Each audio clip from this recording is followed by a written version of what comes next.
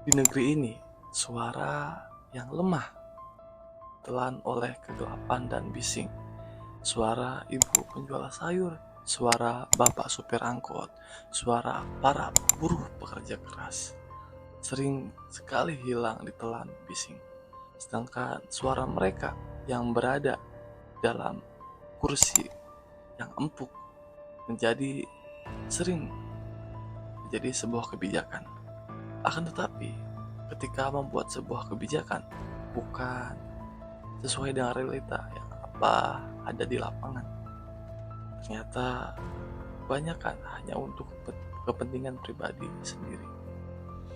Suara itu selalu menindas kepada suara-suara yang lemah. Ironisnya, kenapa itu terjadi di negeri kita?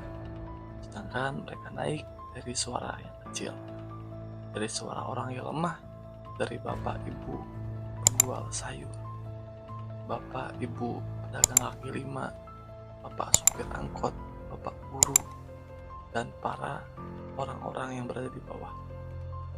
Tapi kebijakan dan keadilan tidak sesuai dengan apa yang dibicarakan oleh mereka saat mencari suara.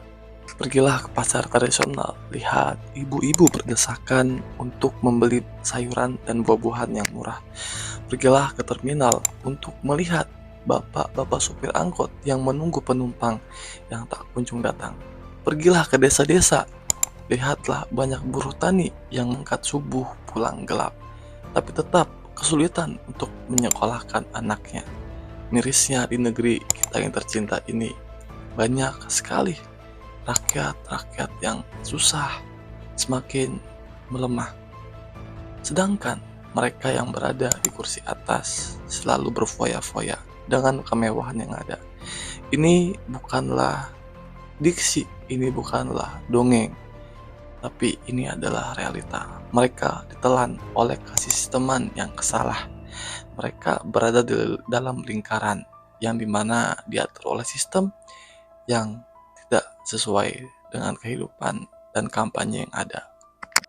Baru-baru ini kita dikejutkan oleh nama besar, yaitu Immanuel Ebenezer atau Bang Noel, seorang wakil Kementerian Ketenagakerjaan era Pak Prabowo 2025, yang dimana terjerat oleh korupsi atau dalam delik dugaan penyalahgunaan kewenangan. Dan ini adalah suatu hal yang miris. Orang yang seharusnya melindungi para pekerja justru ditetapkan oleh KPK sebagai tersangka.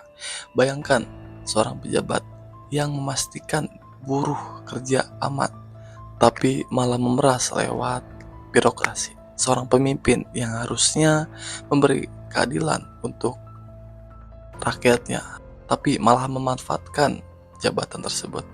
Dan ironisnya, saat ditahan, Bang Noel lantang bilang, "Saya tidak terjaring OTT."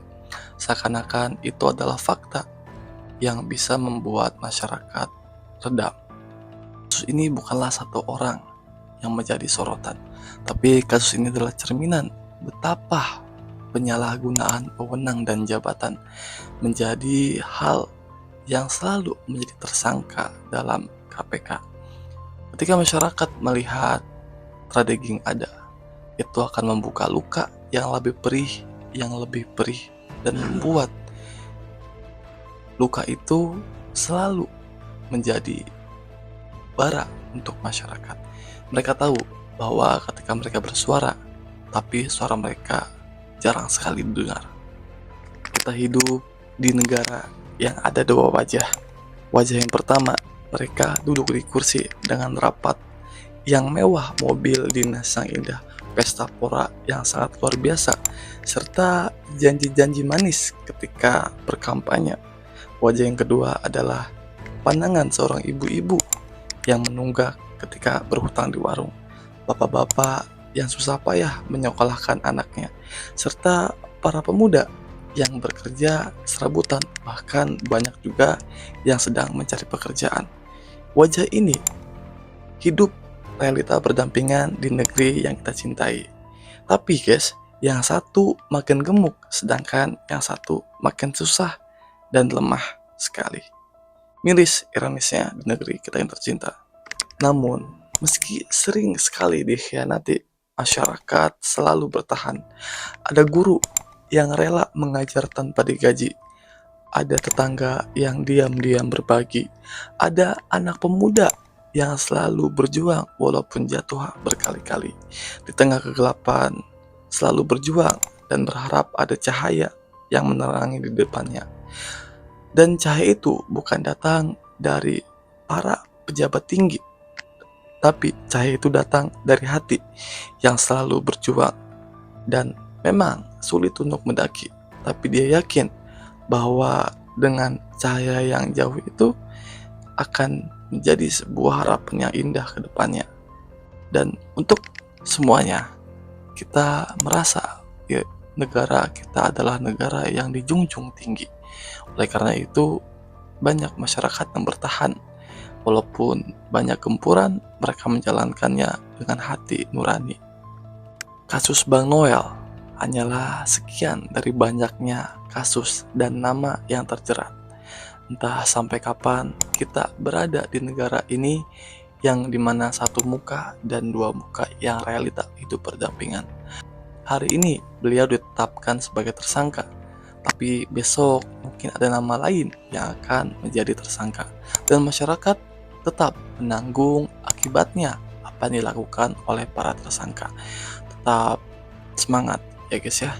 Dan beginilah kita di negara Indonesia yang katanya merdeka, tapi merdeka apakah dengan rakyatnya?